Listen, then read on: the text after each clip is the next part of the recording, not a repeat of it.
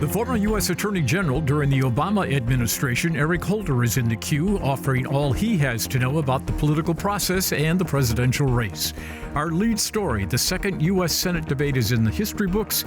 Elissa Slotkin and Mike Rogers now headed towards the finish line. Around the OTR table, Craig Mauger, Simon Schuster, and Bill Ballinger. Sit in with us as we get the inside out. Off the Record. Production of Off the Record is made possible in part by Martin Waymeyer, a full-service strategic communications agency, partnering with clients through public relations, digital marketing, and public policy engagement. Learn more at martinwaymeyer.com. And now, this edition of Off the Record with Tim Skubic. Thank you very much. Welcome to Off the Record. To underscore how crazy this campaign is, with everybody and his uncle taking up residence, virtually the entire Capitol Press Corps, including all of the female reporters, are out on the streets, but yet we've cobbled together a great panel, and thank you all for showing up. We got the C team here. Third string.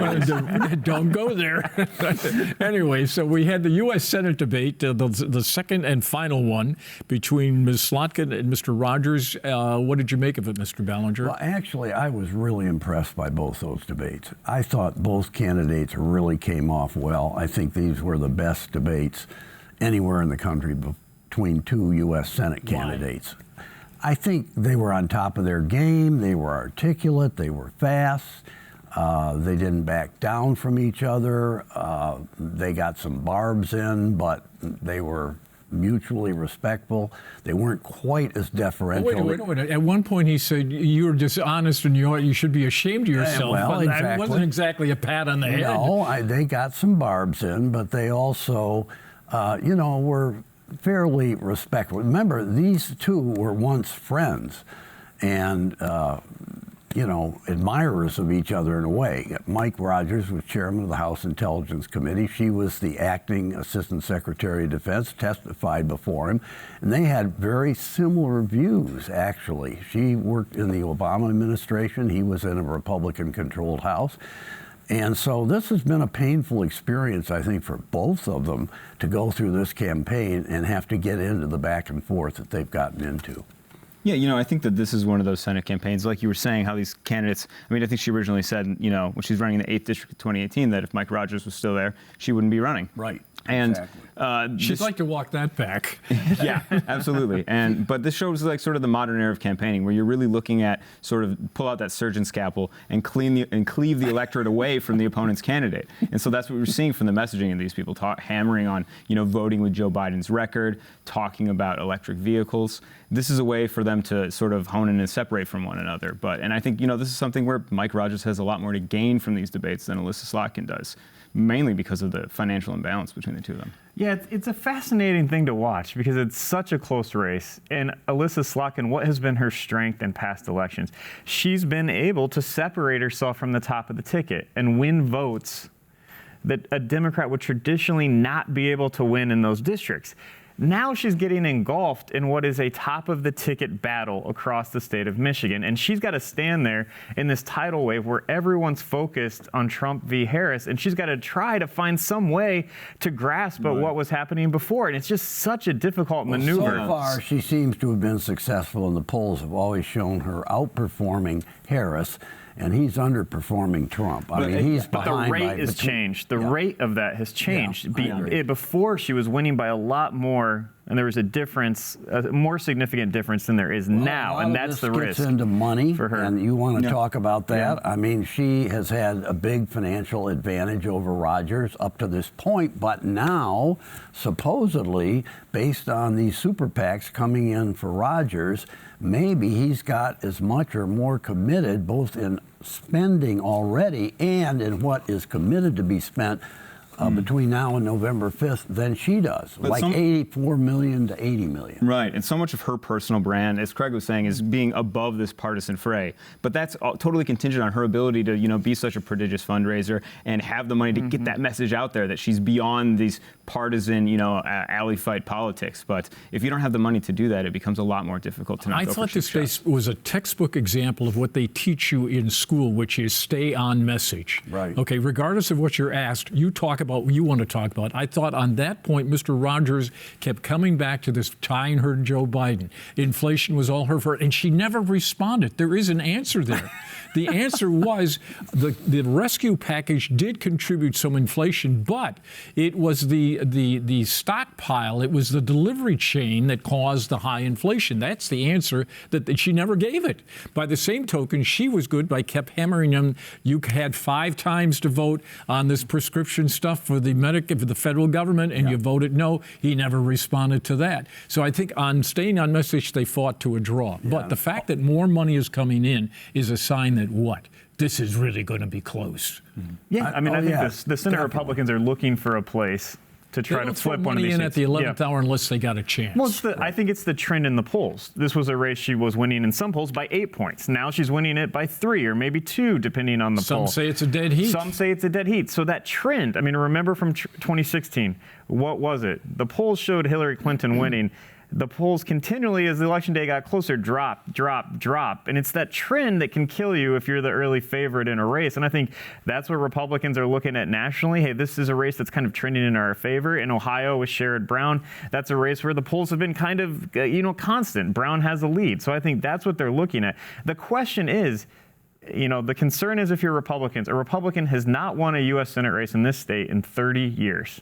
And that's what you're bumping up against here. And we have close to 1 million absentee votes already returned at this point. And so when you look at the 2020 race by comparison between Gary Peters and John James, there was a lot more money coming in for John James, a lot earlier on in the cycle. And now that, we're not at election day anymore, we're in election month, the question is whether it's going to be too little too late. This is already the second most expensive to that James Peters race in 2020, and it could surpass that. It's the 5th most expensive Senate campaign in the country this year. I continue to be amazed at how what happened to Dick DeVos continues to happen in politics, which is the word China.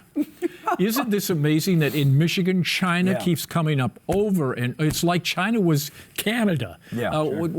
Obviously, things work. They wouldn't be bringing it up, or am I wrong? Well, yes. I mean, it has. I don't think it worked so well in the past when you look back to 2012, Hoekstra's Senate campaign. There was that infamous ad, remember?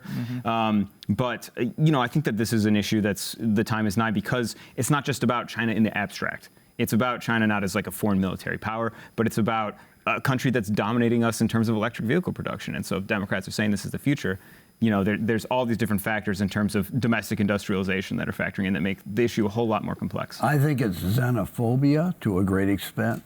And, I think it's fear of economically what China can do to this country.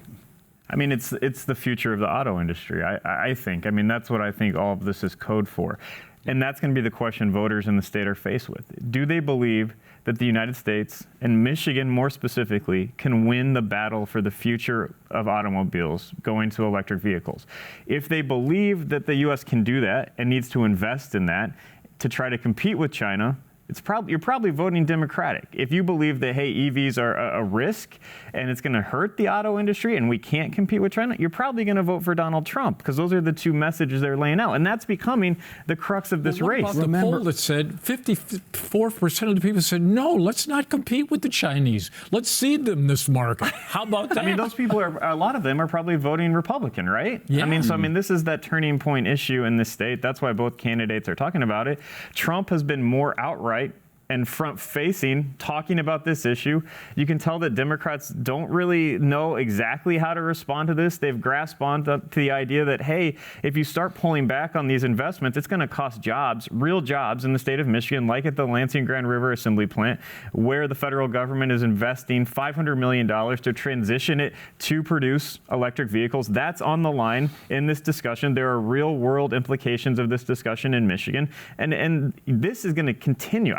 I would almost guarantee you'll hear both candidates talk about this at length today in Michigan. Remember, also, China is communism, okay? So you got a communist foreign power, Asiatic Americans, always a convenient whipping boy in elections in this country. Remember Japan back in the 1980s? Remember the fear of Japan. On our knees to the Japanese, exactly. Jim Blanchard. Exactly, but that kind of faded away because Japan is not seen as a real threat to us economically anymore. Now you've got a nation much bigger, Asiatic and communist, and they're eating our lunch. Of the two candidates, Donald Trump has the easier sell on this issue to exploit it, okay? The Democrats have to explain. There was a study out this week that said actually there would be job growth under the EVs, yes. okay? That got lost in the ether, right? Yeah. I mean, there are so many different financial angles of this, and you can look at what the Biden administration has done, and Michigan has been one of the top victors in terms of winning money from some of the investments in the future economy that the Biden administration has made.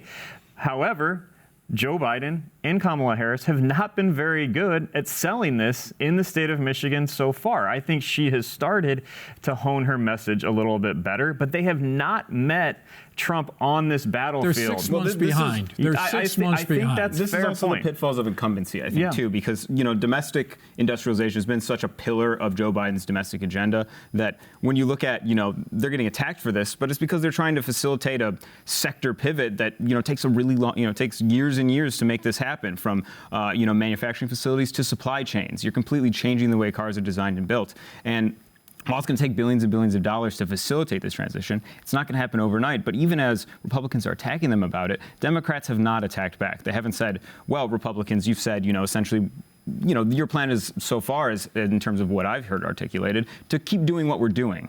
And they can't necessarily say how well is that going for Michigan, because at the same time they've got to boost what's happened over the past 4 years and talk about all these manufacturing jobs that have been built. You have to talk about something coming long term. In this current age of instant gratification, that argument don't hold squat. It's also what Trump is so good at, though. I mean, if you remember back to when Trump was in the White House, any project, any economic development project anywhere, he was out there putting out a press release, taking credit for it. He'd go there, hey, this is all because of my trade policies, all because of what I've done. And you can laugh at it, right? But it's a strength that he has to be able to connect these developments to what he's doing, whether that is warranted or not. And Biden and Harris have not always exercised that same strength, and it's coming back to hurt them a little bit. But he has a bigger strength at knowing what plays with the electorate. I mean, give this guy, even Governor Whitmer has acknowledged his ability to sense where that middle ground is and go after it. And he was way ahead of the curve on this EV story. That's why the D's are behind. I mean, he might be ahead of the curve. I mean, he found an issue that he could try to turn into this point of division. The question is whether he is going to ultimately win this argument. If Democrats continue to hit him on these plants that are getting, large investments in Michigan, bringing jobs to the state, and saying, hey, this is not going to happen in Lansing, this is not going to happen in Marshall, if Trump wins again, that could ultimately come back to hinder him a bit here. And I think it's not an issue that we know the answer to yet. Right. Simon, you mentioned earlier the absentee vote. It's a 944,000, close enough, let's call it 1 million.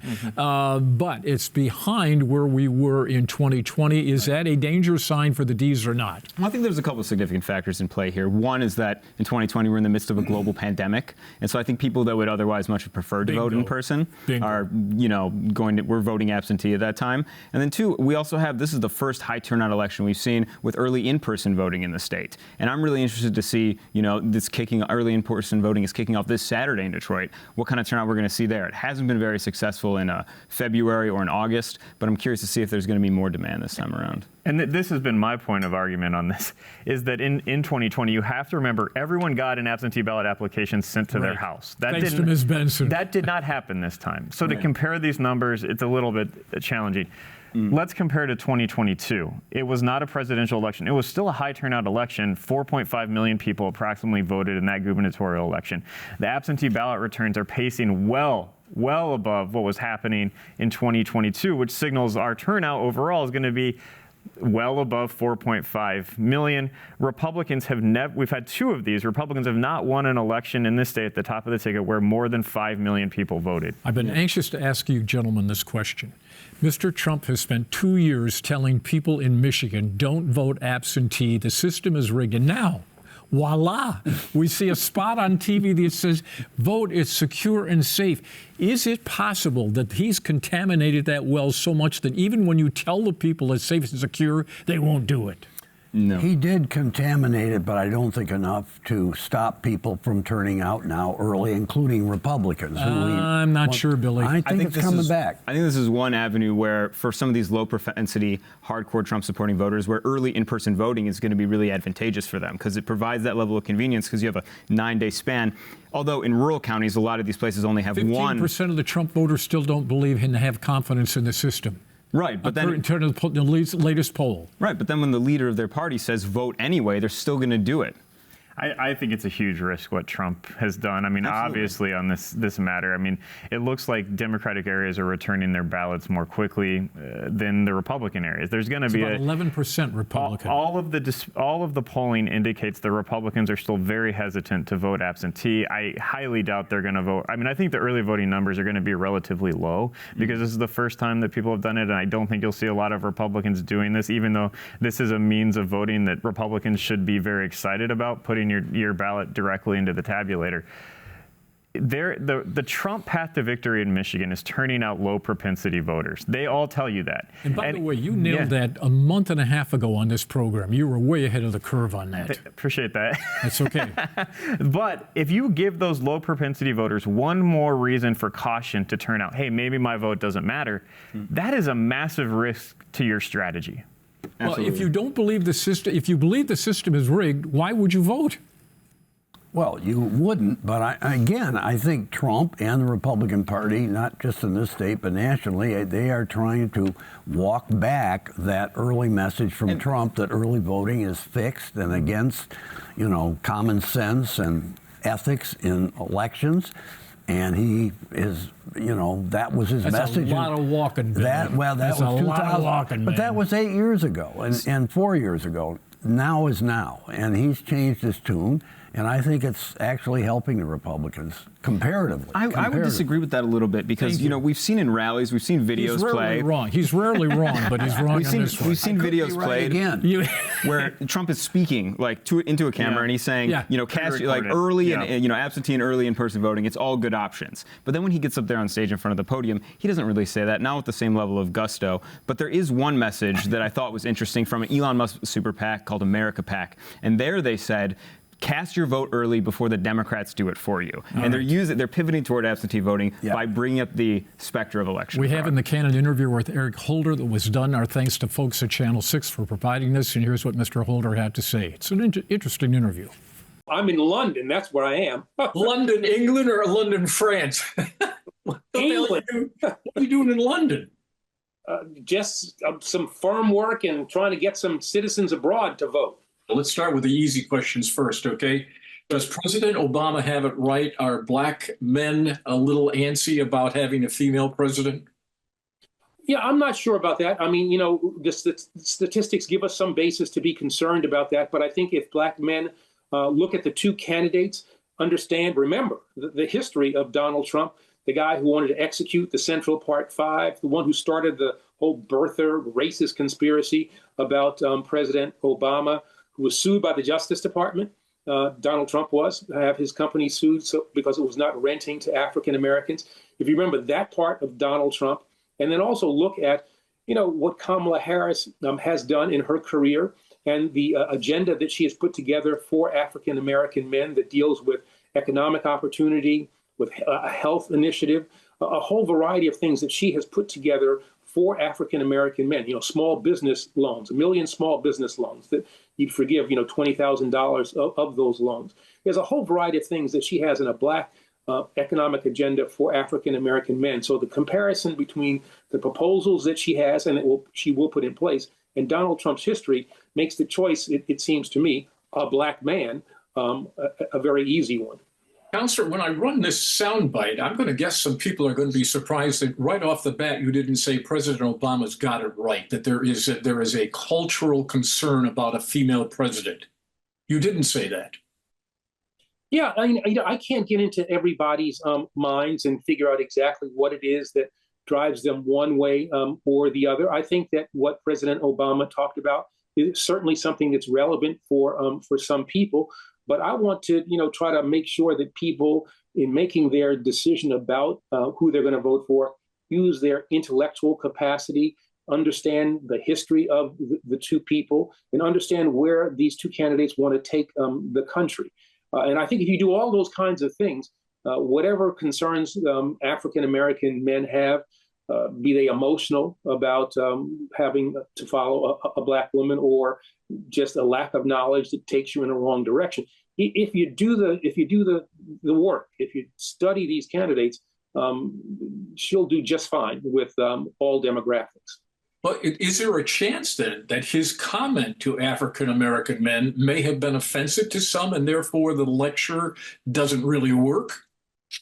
No, I don't think so. I mean, I think that Barack Obama has a special resonance with African American men.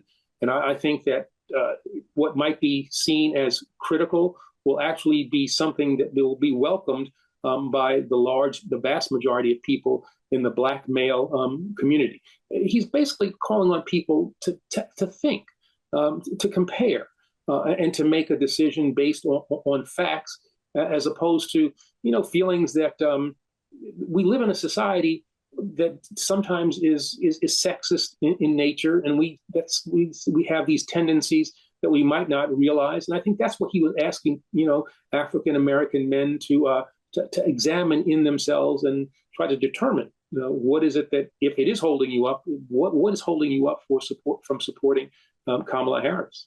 Yeah, he did warn them that they should be happy that Michelle wasn't at that meeting. That's right. I suspect that she might have been a little more direct. If you say that I'm not as direct as him, I suspect that she'd be a lot more direct than he was. Yeah, you know the news media, we have a tendency to overblow stories and make them bigger than what they are. On a scale of 1 to 10, as you look at this race towards the finish line here in this African American men issue, is it a 1 or is it a 10, 10 being absolutely catastrophic?